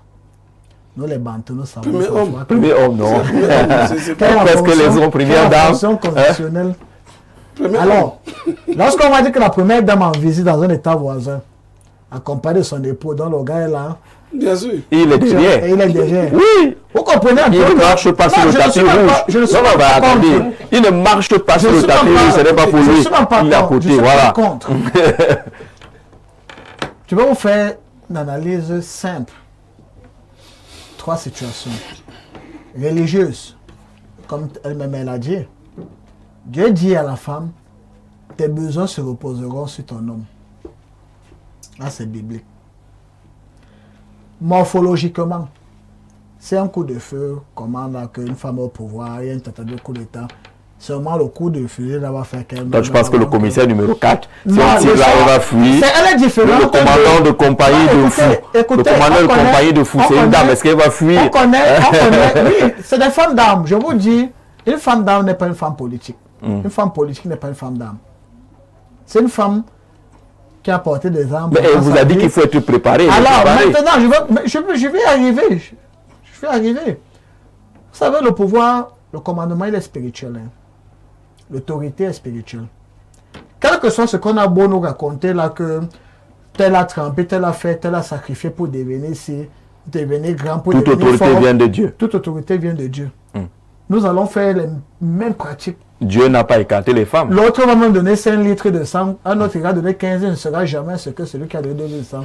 Mais parce que Dieu a prédestiné chacun. Si je dis ici, je pense quand même que les femmes peuvent essayer partout. Mais pas la présidence. Pour le moment là. Mais pas la présidence. Voilà un type qui a fini de dire que le maire de Bafia, la vie est de Dieu, ainsi de suite. Oui, tout est bon à ce niveau-là. Mais si on lui donne également le défi de la République, comment est-ce qu'elle ne pourrait pas répondre? J'ai une chanson, c'est Corneille, le bon Dieu est une femme. La femme, pourquoi je pense que la femme ne doit pas avoir le pouvoir? La femme le pouvoir suprême. La femme pardonne vite. Elle oublie vite. Mais elle sanctionne très quand il faut tenir un certain niveau du commandement, il faut tuer le cœur. On a vu les femmes dures dans ce monde. Hein? Alors, bon, vous avez connu les Margaret Thatcher. Vous avez combien dans ce monde? Présentement, nous parlons là. Vous avez le maire de Fumban. Est-ce qu'elle a quelque chose à envier à un homme? Je vais vous dire, vous connaissez madame le maire de Bafia? Mais vous venez de parler d'elle. Mais c'est pas madame le maire de Bafia. Vous venez de parler d'elle? Oui, je vous dis que quand une femme... Donc son niveau c'est maire. Non, c'est pas son niveau. C'est pas son niveau. Mais si elle me demande mon avis à sa candidature à l'élection présidentielle, même dans... Ça veut dire que si nous sommes encore... Si les mœurs sont changées... Donc pour le moment, si maintenant là, une femme que j'aime, comme mère, comme soeur, comme amie et tout, me dit qu'est-ce que tu penses de ma candidature à l'élection présidentielle, je vais lui dire vraiment, laisse d'abord la chose. Nous ne sommes pas pour la présidence, monsieur est dangereux. Nous ne sommes pas pour ça. On doit même réagir. Non, vous devez réagir. Vous devez réagir. Donc permettez qu'elle réagisse. Vous devez réagir. Oui. Voilà. Je dirais que monsieur l'expert, c'est dans la contradiction. Parce qu'il a commencé quelque part où il mettait les femmes en avant. Oui. Il montrait que la femme est capable de gérer. Et la femme se porte bien. Il s'est appuyé sur la parole biblique. Et maintenant, lorsqu'il faut chuter, il dit quelque chose en fait qui ne rentre plus dans ce qu'on attendait comme conclusion suite à ce que vous avez donné comme élément. Mais je vais revenir, par exemple, sur la Bible. Je vais vous dire, vous avez dit, tout pouvoir vient de Dieu. Effectivement, tout pouvoir vient de Dieu. Oui. Le pouvoir n'a pas de sexe. Et nous avons l'habitude de dire, quand je dis nous, ça dit le commun des mortels partout, nous avons l'habitude de dire que ce sont les femmes qui commandent. En ce temps-là, elles ont des capacités. C'est la matière grise, en fait, qui opère. Le pouvoir n'a rien à voir avec la matière grise. Hein. Ici, il faudrait bien que la matière grise aussi, parce que vous n'allez pas donner, par exemple, rien à la voir. direction d'un pays à quelqu'un qui n'a pas été à l'école. Ça n'a rien à voir. C'est pourquoi, Si. si c'était le cas, on aurait mis un niveau d'études comme condition. On ne pour la met, candidature. même si on ne met pas un on niveau n'en met de- pas, mais il votre faudrait juge- passer par Ouais. un débat d'idées. Oui, Parce mais- qu'il faudra soutenir des idées, apporter des arguments. Vous allez À procéder quoi servent comment? les conseillers? Les conseillers. Et ça, c'est le Non, conseil en qui ce va moment-là, défendre aussi, le là, projet. non. Elle sera face à l'électorat. Permettez qu'elle avance. Elle sera face à l'électorat, ce sera pas ses conseillers. Les conseillers sont dans l'arrière-cour. Effectivement, et On si les prépare, conseillers mais- ont écrit, lorsqu'il faut présenter le projet ou bien le programme politique, c'est pas le conseiller qui viendra parler. C'est pas le conseiller n'aura pas. le conseiller municipal. Oui, à la Mais présidence. avant d'arriver à la présidence, il y a des étapes. Non, nous parlons de la présidence. de la Avant République. d'arriver à la présidence, il y a des étapes. Par Nous parlons exemple, de la quand je suis présidence. sur le plateau de télévision en ce moment, mes conseillers n'ont pas prévu les questions de Jean-Jacques Zé. Oui. Mes conseillers n'ont pas prévu votre réaction. Quel est le conseiller qui me souffle ce que je suis en train de dire en ce moment? Un président de la République ne va pas Nous faire une traitons- sortie. On va pas l'interrompre. Mais permettez, il ne faut pas, ne l'interrompez pas. Maître, l'interrompez pas. Permettez, il faut pas. On y est. Elle on ne y est. parle pas de la présidence, elle parle du processus, Du pour processus. la Non, c'est parce qu'elle a l'interview parce qu'elle m'a pas compris. Moi, je dis que la femme, à l'état actuel, nous sommes là. La femme peut prétendre à n'importe À quelle moins que la fonction, présidence. mais pas la présidence de la D'accord. République. C'est ce que je veux comprendre. C'est ça qu'on appelle dire que vraiment. Voilà. Je dis, c'est un problème d'ego. Et c'est justement ce qui pose problème aujourd'hui, lorsque la problématique, même, quelle place pour l'approche genre. C'est justement parce que pour le moment, c'est vous les hommes qui avez le commandement. C'est vous qui avez le pouvoir. Et c'est pour cela que vous vous arrangez à tuer le génie qu'il y a dans les femmes. Vous nous empêchez de nous exprimer, vous nous empêchez de nous mouvoir. Mais cela n'empêche qu'au stade où nous sommes au Cameroun aujourd'hui, c'est la femme qui doit prendre, qui doit se mettre en avant. Parce que nous avons en face un peuple qui crie. Vous êtes assez, excusez-moi, vous, en tant qu'homme, vous êtes assez égoïste. Parce que vous n'écoutez même pas les problèmes du peuple lorsque vous avez le pouvoir. Vous vous contentez de remplir vos poches, vous vous contentez de faire ce qui vous arrange. Pendant ce temps, il y a un peuple en face qui crie. Et qui est la première personne qui devrait s'élever? C'est la femme, parce que la femme est la mère de Quand l'humanité. la femme crie, Kidao Mama. La C'est femme ça. est la mère de l'humanité. Aujourd'hui, les femmes comprennent mieux les problèmes du Cameroun que vous, les hommes qui avez le pouvoir. D'accord, une minute. Oui, allons-y. Oui, je suis un peu les propos du criminologue, en fait, Le conseiller municipal. du conseiller municipal, maintenant sur le champ Le champ politique, politique. m'ont largement inquiété parce que même s'il faut prendre la référence de la Bible, ce n'est pas que Dieu a défait la femme pour dire que c'est à l'homme que tout appartient. Puisque Dieu, quand on lit cela, on voit cela comme un compagnonnage, c'est-à-dire que c'est des compagnons, des gens qui se complètent. C'est-à-dire Dieu a vu que l'homme était triste et il lui fallait un compagnon, une compagnonne. Donc la compagnonne là, et quand même on extrapole ça avec, je crois, Saint Paul, on reste dans la Bible, ben, il parle de complémentarité. Donc il faut d'abord évacuer ça. Parce que si on revient dans l'ancien monde, c'est-à-dire si on revient dans les traditions, on va se retrouver avec des traditions, comme le disait monsieur le sociopolitologue tout à l'heure, des traditions qui sont rigides et qui traitent la femme comme un objet, c'est-à-dire que quelque chose à ranger là-bas, c'est un meuble, ainsi de suite. Je crois que c'est pas, en fait, pour moi, ça ne convient plus au stade où le monde a atteint aujourd'hui. Le monde a atteint un stade où, en réalité, la sacralité de l'homme est définie sur tous les plans, que ce soit la femme ou que ce soit l'homme. Et maintenant, dans ce jeu-là, moi, en fait, c'est comme moi, je sollicite, c'est qu'il y ait une émulation dans ce jeu politique. Hein? C'est-à-dire que les femmes prennent le total engagement. Parce qu'en réalité, si l'on rentre dans le pouvoir vient de Dieu. Mais nous sommes dans un système démocratique. le pouvoir est tenu par le peuple dans un système démocratique. Ça veut dire quoi? Ça veut dire qu'en réalité, il va falloir qu'on quitte ces considérations que non, la femme est encore à tel niveau, qu'on laisse les femmes se mouvoir et présenter leurs projets politiques, leurs visions politiques, leurs agrégats, ce dont elles sont capables pour que le peuple tranche. Parce qu'en réalité, c'est ça. Ce n'est pas que la femme ne peut pas encore faire ceci, parce que ça fait une limitation d'opinion. C'est-à-dire que c'est l'opinion, c'est nous observons. Limitation des offres. Des offres. On en a besoin. Non, parce qu'on puise là dans nos opinions. Oui. Nos opinions qui sont peut-être personnelles, nos opinions qui sont peut-être des opinions de groupe, mais en réalité, on doit rester sur la réalité de l'évolution du monde. Il faut qu'il y ait émulation et concurrence pour qu'on choisisse le bon, on fasse le bon choix. Pas qu'on marginalise un camp pour que l'autre puisse agir. Alors, les femmes, on en a vu en RCA, une femme gérer une transition. On ne m'a pas compris. 2 secondes, je vais plus prendre la parole. 2 secondes. Non, on va plus prendre la parole. Juste pour dire que oui. Ils ne m'ont pas compris. Je suis d'accord que la femme essaye à toutes les fonctions de ce pays. Mais à ce qui concerne la présidence de la République, réfléchissez encore. C'est ce que je veux dire. On a bien compris. Tout le monde a bien compris.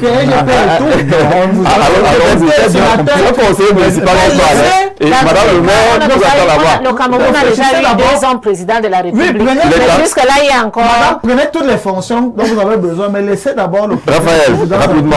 Oui, non, ça c'est vous. Je dis qu'en réalité, ce débat-là où on dit qu'il faut laisser à besoin, il n'y a pas un seul endroit. Voilà, pareil. Puisque vous avez reçu les SMS où on vous dit que sur le plan même intellectuel, c'est-à-dire sur le plan scolaire, les femmes sont de plus en plus brillantes. Vous vous souvenez quand même à Douala que François Fournier a été député maire pendant des années. C'est-à-dire que personne ne pouvait la battre. Oui, même des amphis et autres. Comme pour dire que tout à l'heure quand on a évoqué, moi j'aime pas souvent beaucoup parler de la Bible parce que je suis un gars du village. Mais il se trouve que le bon Dieu, quand il a créé l'homme, l'homme a toujours été triste. Mais il a endormi l'homme, il a créé la femme. Il n'a pas créé un bébé femme. Il a créé une femme normalement constituée. Oui. Qu'est-ce que Dieu a dit à la femme? Nous n'étions pas là. La Bible ne révèle pas ça. Mais c'est sûr que au moment où l'homme dormait, il y a une conversation entre Dieu et la femme. Certainement, il lui a dit, celui qui dort là, c'est toi qui vas le commander. Regardons nous-mêmes, même dans nos états. Je ne veux pas parler quand même, mais dans nos états. On se rend bien compte que la femme peut influencer en bas office les décisions de son mari. Tout à fait. Tout à l'heure, Jean-Jacques voulait évoquer Samba Panza, qui a géré en Centrafrique. On a vu. On a bien vu. Donc, il n'y a pas eu cette période. Moi, je voudrais même dire aux femmes que, et je les ai regardées, je fais déjà comme... Alors, on avait dit, en 1952, le deuxième congrès de l'UPC, il dit, tout est politique. Tout s'encadre dans la politique. La religion est devenue politique. Le commerce est la politique. Même le sport. La politique touche à tout. Et tout touche à la politique. Dire que l'on ne fait pas la politique, c'est avouer que l'on n'a pas le désir de vivre. Donc c'est les femmes. C'est aux femmes que moi je dis ça. C'est-à-dire que vous devez vous engager. Vous êtes déjà suffisamment intellectuel. Vous êtes déjà suffisamment... Quelqu'un a cité Madame tout à l'heure. Nombreuse. Vous êtes là. Et c'est vous-même qui pouvez me galvaniser puisque Madame vous êtes encore passé, mon Dieu. Ça veut dire que dimanche, quand vous allez prêcher, demandez à vos chrétiens, tous ceux qui sont là, moi, dans ma propre famille, moi j'ai ma fille qui a déjà atteint l'âge. Elle est décédée l'année passée en avril. Effectivement, elle est brillante. Alors, dans sa filière, elle est parmi les majors. Donc on peut dire qu'on ne va pas dire que sauf à la présidence. Non. Les femmes gèrent même mieux que nous. Alors il faut pas faire comme Jean de Dieu Momo qui dit que ces militants-là, si vous voulez vous engager à l'élection, allez-y, mais pas là-bas. Touchez pas là-bas. Alors, merci Madame la Présidente. On aura l'occasion, en tout cas, nos antennes vous sont ouvertes. Lorsque vous serez engagé, venez partager votre vision justement avec les Camerounais. Et le moment venu, qui sait, peut-être que la solution viendra de la femme qui est entièrement camerounaise et jouit pleinement de tous ses droits. Personne n'a limité. La constitution que vous avez citée n'a pas écarté les femmes de ce côté. monsieur Zé, l'expert criminel développe des concepts péjoratifs et je ne pense pas que ce soit vrai. Quelqu'un disait il y a quelques jours au Palais des Sports que l'élection présidentielle n'est pas un combat de boxe. Encore que dans nos sociétés traditionnelles, les femmes sont spirituellement plus fortes que les hommes, qu'elles soient enceintes ou pas, ce n'est pas le problème. Encore que dans notre contexte, la première dame ou le premier homme n'a pas une place consacrée dans la Constitution. Donc, en soi, je ne vois pas de problème. Si elle est élue président de la République, son mari sera premier homme et il sera derrière. Tranquillement. Merci d'être venu, madame. Merci, monsieur, d'être venu, maître. On suivra de près cette affaire qui est pendante devant les juridictions. Monsieur, on vous dit merci et on remercie tous les téléspectateurs. Bonne soirée à tous.